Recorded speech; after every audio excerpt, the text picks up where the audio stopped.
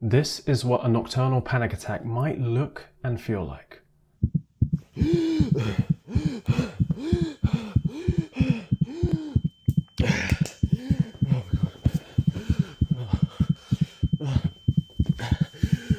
can't breathe. I'm dying. I'm having a stroke. Oh my god. So how do you get rid of them?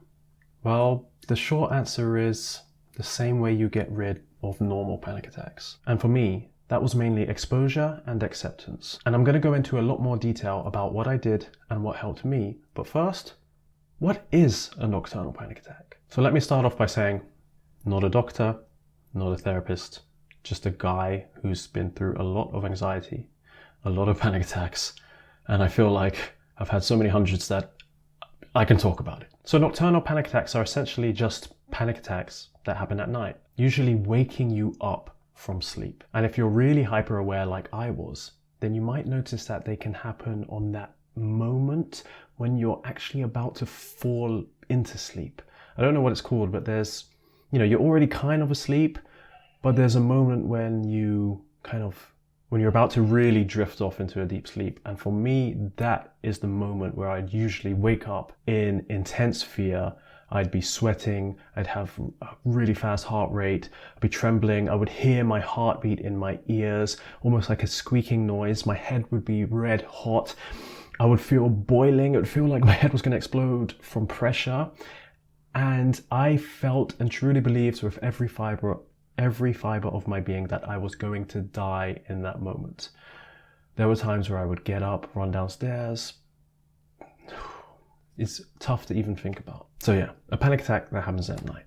And what is a panic attack? Pretty much what I just described: a sudden rush of intense fear, anxiety, rapid heart rate. There's lots of symptoms that go together with a panic attack. But if you're watching this, then you probably already know what that means. The interesting thing about nocturnal panic attacks is that they start in the height of panic usually. So I would wake up already in that heightened, heart racing, terrified mode. Whereas with a daytime panic attack, I could usually feel it building up, or at least there would be some warning that was about to occur. So what causes nocturnal panic attacks? And I'm gonna, go ahead here. I don't know the answer. I don't know what the answer is. But there are a few theories of why they happen that I'll get into. There's one main one in particular. But let me just tell you about my journey with nocturnal panic. So I remember my first nocturnal panic attack. And interestingly, it was when I was experiencing, the worst of my agoraphobia and the worst of my panic disorder. But I wasn't panicking at night. Night was kind of a safe time for me. It was the place where I could just go to sleep and I wouldn't have to worry about panicking because I'd be asleep, and that was great. But one night I was woken abruptly. I think someone came in my room and tried to talk to me, and I just got woken up, and I was already, very anxious all day because I was having so many panic attacks. And I was just woken and I kind of didn't know what was going on. Just someone was talking to me. And I immediately went into an intense, extreme panic attack. Pretty sure I called the ambulance. It was terrifying. And then from that night on, at the exact same time, 1:30 a.m. every single night, I had a nocturnal panic attack at the exact same time every night. Sometimes give or take 5 minutes, but for some reason at the exact same time. It's as if my body now expected it. Now they felt like exactly as I described. Racing heart, sweating, feeling very hot, lots of pressure. I thought I was going to have a stroke. I thought all of these things were going to happen to me. And sometimes I would jump out of bed. I would be running around, screaming for help. I'd ask my family members for help. When I moved out and I was living alone, I would even go downstairs and knock on my housemates' doors for help. I was convinced I was dying. And there are some interesting things about these nocturnal panic attacks that I noticed. And one of them is they seemed more intense than daytime panic attacks. And I think the reason for that is because I was woken at the height of the panic. And if you've ever been woken up suddenly, sometimes it takes a minute to reorientate yourself. You feel disorientated. I mean, you know where you are, but you kind of don't because you're still waking up. So combine that with the fight or flight of a panic attack. Sometimes I would get up and I would just be like, whoa, how did I even get here? I literally just acted on terror and I'm standing up and I'm terrified. And the confusion, or sometimes maybe one of your arms is asleep, all of these extra physical things, and then the fact that it happens while you're asleep make it that much more difficult to accept and that much more difficult to cope with in the moment. If I didn't have a panic attack in the day, I would be more likely to have one in the night. So I don't know if there's some kind of tax going on in my body where it's keeping score, but if I didn't have a panic attack in the day and I had a good day, bam, I would have a big nocturnal panic. However, if I did have a panic attack or multiple in that day, it would be more likely that I could go to sleep without having a nocturnal panic attack. Now, I still would have them quite often, but it was just slightly more likely that I wouldn't have one, and I don't know why. Another thing that was quite interesting is they wouldn't always be the same intensity. So sometimes I would wake up with a nocturnal panic attack and I would try and kind of suppress it and just be like, calm down, it's happening again, okay, just relax. And I would try and relax, and eventually I could fall back to sleep. But for some reason, if I did that, then I was almost guaranteed to flare up and wake up again and have another one. If I did the same thing, go to sleep or try and suppress it and not get up, it would happen again until the final one I would have that night, which would be a massive one, which would cause me to get up and, really, really fully panic. It's almost as if I had to fully express that panic and let this panic attack happen. It was funny because I used to say to my therapist that I felt like, I was paying some kind of panic tax, and if I didn't pay the panic tax before I went to bed, or I didn't pay it through in the day, or I didn't pay it with the first big panic attack, then I'm not going to be able to sleep. And that was really interesting. I don't know why that happened, but it was just a peculiar thing that I noticed. And if you can relate to these, please let me know in the comments. And a final thing I noticed is watching TV before bed and falling asleep with TV, which was something I did as like a comfort, 100% made it worse. I don't know why, but I would so many times get woken by something within the movie or the documentary or whatever I was watching, and I would just wake up panicking. So stopping watching TV or having stimulation before bed was actually something that helped me, but I'll get more into the things that helped me as well. And finally, eating before bed. If I were to eat, for some reason, I don't know if it's just a belief I had, but if I ate quite near to bed, I would wake up more with that choking sensation. It's almost as if I believed that because I ate, I would, be likely to throw up or something because I was so anxious in my sleep. And so I woke up feeling like I was choking. So I noticed that when I wouldn't eat before bed, I would have a better chance of sleeping okay. And I think that in general, that's quite a good thing anyway. I've heard that you shouldn't really eat after 8 p.m. and that's something I've been trying to practice doing. And still to this day, I don't really get nocturnal panic attacks. But when I eat later, I'm more anxious and I sleep worse. Why do nocturnal panic attacks happen? This is really interesting because they are less studied than normal panic attacks. But there is one main mechanism or theory behind why they happen. And this is called fear of lack of vigilance. So it's the idea that someone can become so hypervigilant in their day-to-day life that their body becomes afraid of the sensation of giving up that vigilance. So I remember there was a time where even when I wasn't going to sleep, where I was so stressed and anxious all the time that any sort of relaxation would trigger me. I would get jolted.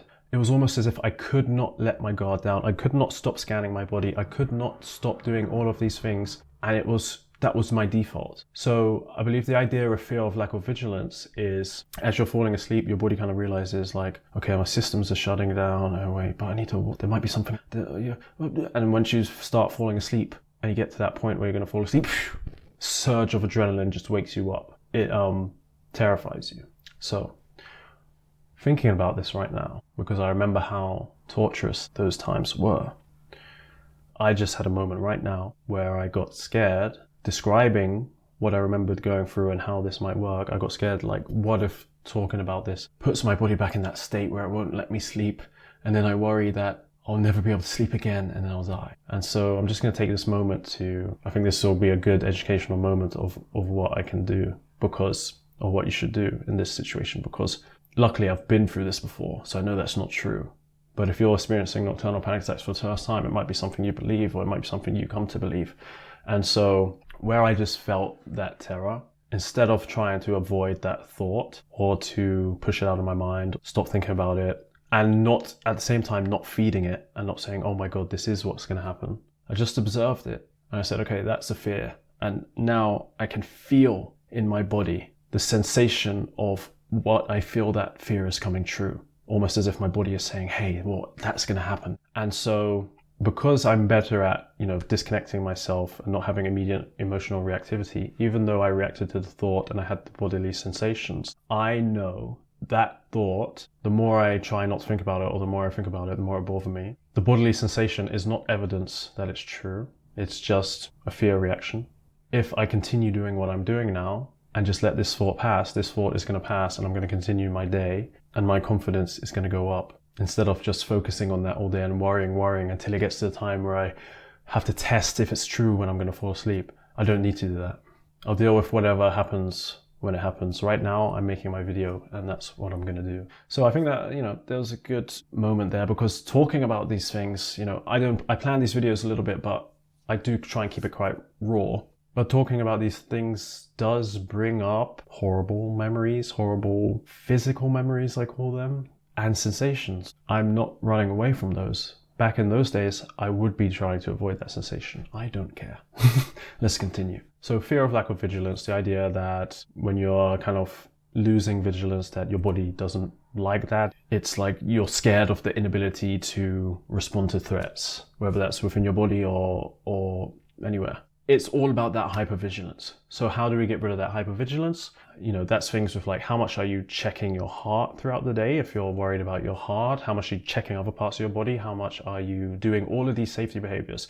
If you do them in the day, your body is being kind of programmed to do it at night. And when you can't, it's going to trigger you. So the first step would be to see what behaviors you're doing in the day that are hypervigilant and try and reduce those. You need to become comfortable with not being hypervigilant, comfortable with the idea of uncertainty. And you see how all of this is tying back down to the things that we always talk about with panic and anxiety. Underestimating your ability to handle situations, the need for certainty, the need to be sure about everything, and the inability to handle uncertainty. Just going to check the camera's still recording.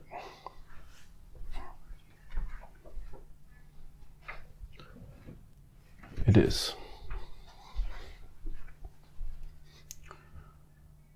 In therapy, we also considered other reasons why these nocturnal panic attacks might be happening. And one of them was, when you go to sleep, your body kind of processes what's happened throughout the day. It's kind of a time where there's a culmination of everything that happened in that day and it goes through things.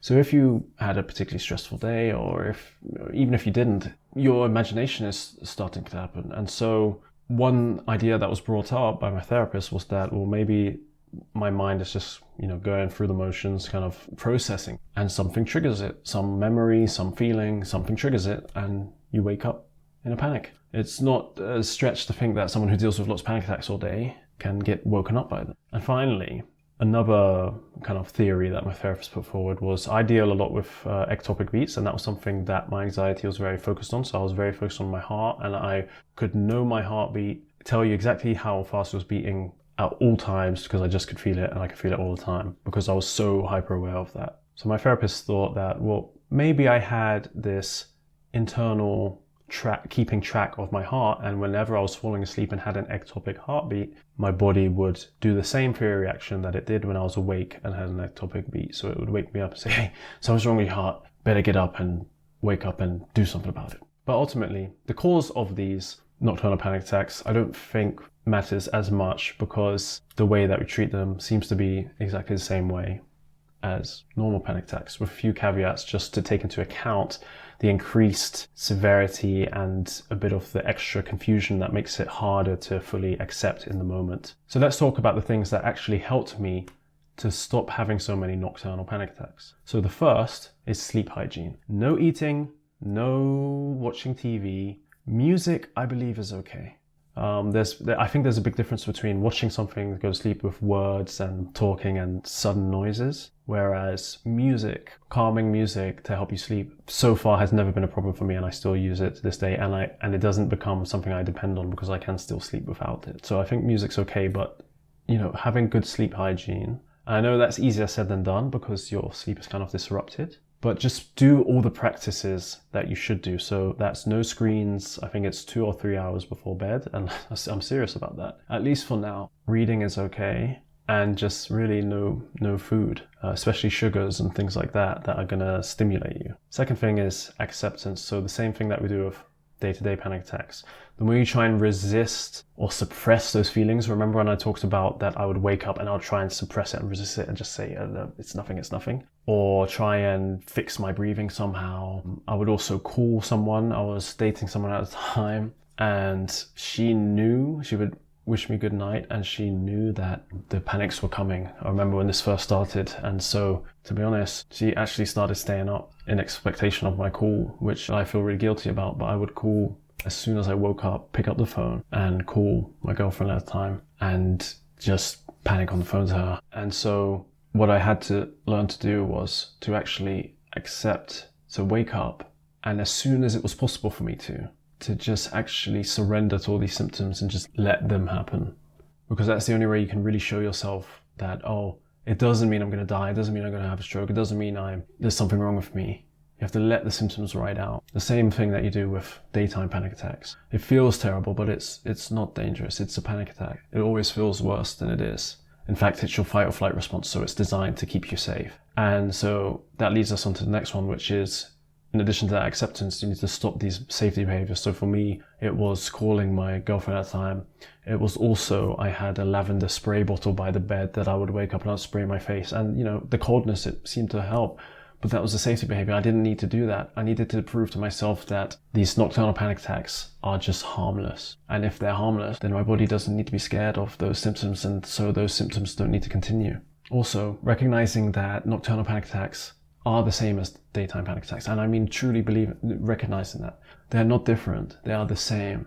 And they're the same way that you deal with them. I know they might feel a bit worse, but they are the same. And finally, helping your overall anxiety and working on your daytime panic attacks as well. All of this is going to add up. If you're doing exposure for your daytime panic attacks, that is going to help when you have a nocturnal panic attack, especially when you consider them as the same. The more I worked on my anxiety in general, the better both came. Eventually it became a point where I didn't really have daytime panic attacks anymore, and it was just these nighttime ones that were bothering me.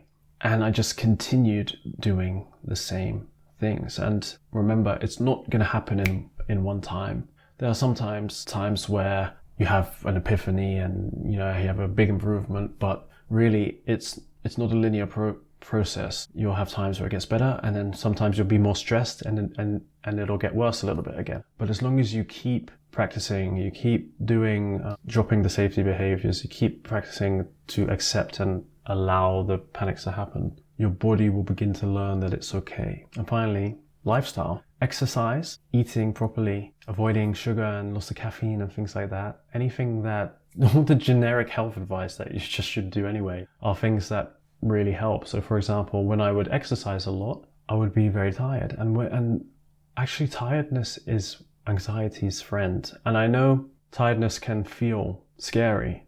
Again, because of this fear of lack of vigilance, I was actually afraid of tiredness. But true tiredness, when you've done something all day, when you've been running, when you've done exercise, and you are spent, and you've eaten right, that's when your body knows, okay, I can just rest. And you need to learn how to accept rest, because a lot of the times as well, we are able to rest, but again, we don't allow ourselves to. It's weird. Feeling relaxed and calm is weird. I shouldn't feel like this. I should feel on edge because I need to be vigilant. So practice that. Learning how to relax. You have to learn how to relax. It's not something, it comes naturally, but you can lose that ability with panic, anxiety, and you have to relearn it. Nocturnal panic attacks are terrifying, but they're not dangerous, just like daytime panic attacks. If they were dangerous, they wouldn't be called panic attacks. They might be called heart attacks, or they might be called something else. but that doesn't take away how terrifying they are. They may feel more intense, but we know the reasons why, and we know what we can do in the moment to deal with that. You don't need to do anything special. This is all about teaching our bodies how to realize that these symptoms are fine. So keep working on your panic, keep working on your anxiety. I recommend going to therapy. I recommend going to the doctor and speaking to someone, because while I truly believe that the only one that's going to help you is yourself, having the right guidance and getting the right information is incredibly important. And look, I would even say, don't just do what I said in my video. Really go and, if this is something that you deal with, go and, if you can, seek help. I'm hoping, one day if I do this full time, I'll be able to get some kind of resources together, or, find a way to provide more help, more professional help to people who maybe can't afford it and things like that. And so, if you're here watching my videos, just know that this is going to lead to something bigger, to something, something that will help people not get to the point where I got to, and help those who did get better one day. So, thanks for being here. Thanks for watching. Remember, you're safe and you've got this. And I'll see you next time.